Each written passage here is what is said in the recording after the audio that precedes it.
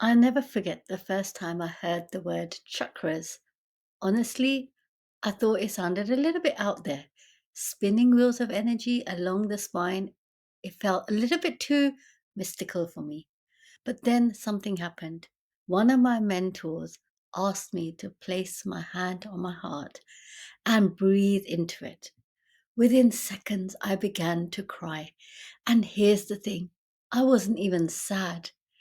Now, that was my first experience of the heart chakra. Energy moving, grief being released that I didn't even know I was carrying. So, let me ask you, have you ever felt a lump in your throat when you couldn't say what you needed to say? Or have you had a knot in your stomach before a big decision? Or that warm expansion in your heart, in your chest when you feel deeply loved? Now, these aren't random sensations. They're your energy systems, your chakras, and they're speaking to you. So, before we go any further, if you're curious about how to use ancient wisdom to heal, align, and manifest your best life, go ahead, hit that subscribe button now. This is the very first video in a brand new chakra series, and each week I'll guide you deeper into each chakra, how it shows up in your life, and how to work with it. And trust me, you won't want to miss what's coming. So, in this video, here's what we're going to cover. First, we'll trace the chakras back to the ancient yogic texts and Patanjali's wisdom, so you can see where this knowledge actually comes from. Then we'll explore what chakras actually are and why they matter in your everyday life, not just in theory, but how you feel, how you think, and even how you attract experiences. And then we'll bridge the gap between ancient wisdom and modern science so you can see chakras connecting to your body and brain. And then finally, I'll share the single most powerful practice I recommend to start balancing your energy today. And by the end, you won't just understand chakras, you'll have a step you can begin practicing straight away. All right, let's begin where chakras really come from. So, the word chakra comes from Sanskrit. It means wheel or disc. Now, thousands of years ago, the yogis described them as spinning wheels of energy that run along the spine. And the earliest references are in the Vedas, and the system expanded in tantric texts. But to understand their depth, we turn to Patanjali's Yoga Sutras from about 2000 years ago. Now, Patanjali didn't use the word chakra directly, but he wrote about prana, and that is what we call life force energy and how it flows through subtle channels called nadis. He explained that when that flow of energy is disturbed, we suffer. When it is aligned, we find balance and liberation, which we call samadhi. Now, I want you to think of chakras as landmarks along the inner path Patanjali described, checkpoints where energy either flows or gets stuck. And here's what's fascinating. These blockages, they don't just stay in your subtle body, they show up in your emotions, in your health, your life patterns, and the things around you. I'll show you how in just a moment. Now, I want you to picture your body as a musical instrument. If one string of this instrument is out of tune, the whole song feels off. Your chakras are like 7 strings, 7 energy centers, each vibrating at its own frequency. And together they create the music of your life.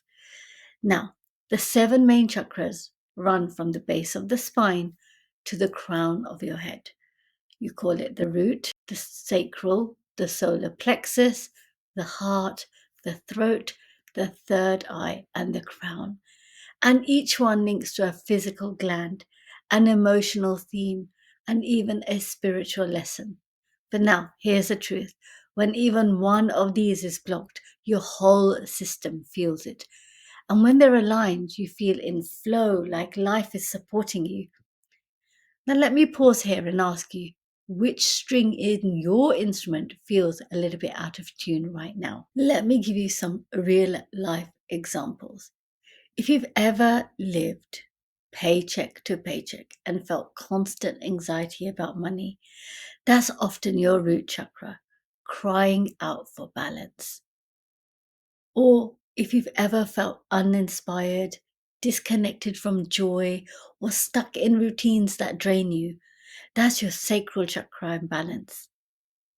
And if you're second guessing yourself, doubted your worth, or felt powerless in a relationship, that's your solar plexus chakra. Then you have heartbreak, grief, difficulty trusting others. That's your heart chakra. Let's move up. Ever swallowed your truth at work or in love just to keep the peace? That's your throat chakra. And here's what makes it powerful. These patterns repeat until the energy shifts. Now, energy patterns create life patterns. And until you change the energy, the same struggles show up again and again and again. So now you might be wondering, is this just symbolic? This is where science and spirituality meet. Now, each chakra aligns with a major nerve plexus and an endocrine gland. The heart chakra with the thymus, and that's for immunity. The solar plexus with the adrenal glands, and they're linked with stress and power. The throat chakra links in with the thyroid, which controls metabolism and communication. Now, studies on meditation shows that when people focus on these centers, brainwaves shift, stress hormones drop, and emotional regulation improves. So chakras are symbolic, yes, but they're also physiological. They are the bridge between the mind and the body, the science and the spirit. And this takes us back to Patanjali. He said yoga is chitta vritta nirodha, the stilling of the fluctuations of the mind. When energy flows, the mind quietens and the body heals. That's chakra alignment in action. So now, if this is resonating with you so far, take a moment to subscribe now, because next week I'll be breaking down the 7 chakras explained in detail. So you'll not only know their names, but understand exactly how each one influences your body, your emotions, and your spiritual growth. Now, let me share something personal here. For years, I struggled to use my voice. I'd keep quiet in meetings. I would never have even thought of done a video like this. Even when I had good ideas, I would stay quiet. Later, I realized that my throat chakra was blocked. Once I started working on that energy center, breathing, meditating, and speaking when my voice shook, everything changed. Opportunities turned up, relationships deepened, and this is the truth. If your root chakra is unbalanced, you won't feel safe enough to manifest financial stability. If your heart chakra is blocked, you'll keep attracting the wrong relationships. If your throat chakra is closed, your voice won't be heard, no matter how hard you try. That's the real impact of your chakras. They're not abstract, they shape your life. Now, Patanjali outlined the 8 limbs of yoga: ethics, self discipline, posture, breath, meditation, and more. And most people think yoga is just about stretching, but every asana, every breath, every meditation is tuning your chakras. When you practice yoga, you're not just moving your body, you're preparing your energy system for balance and for awakening. That's why yogis saw the chakras as essential to spiritual evolution. So, how do you begin? The biggest tip is with awareness. Each day, place your hand on your heart chakra, right in the center of your chest. Close your eyes, take a slow inhale, hold for a minute, and then exhale slowly. Simply ask, what energy am I holding here? right now. You don't have to fix it. Just notice. That's the first step. That's awareness. Because when you become aware of the energy, you begin to shift it. And when you shift your energy, you shift your entire life. So that comes to the end of today's videos. And today we traced chakras back to the wisdom of Patanjali, connected it with modern science, and made it personal with how they show up in your daily life.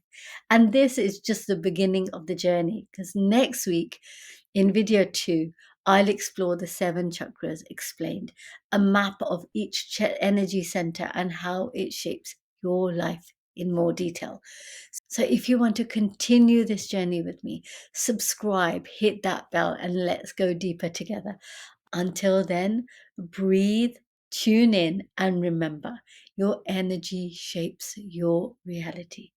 Thank you so much for watching and spending your time with me. Much love and namaste.